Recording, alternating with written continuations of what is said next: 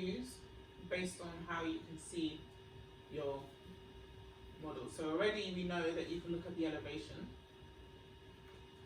So if I click on my elevation, you can see the front of your house.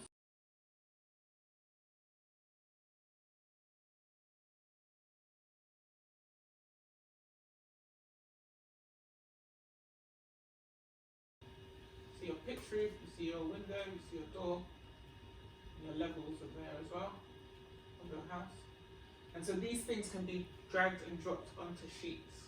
And how Revit works is your views are completely separate and your sheets are separate as well. So it's like collage. That's the best way for me to explain it. So you have a piece of paper, all your different views, so your sections, your floor plans, they're their own different little image, and you drag and drop them, and you drop them on the view. And then you can go into those views and edit them whilst they're on the sheet. Then you come out of it and then you've got your sheet. So if you click on a normal sheet, it has a default one. Then you edit it to make it look nice.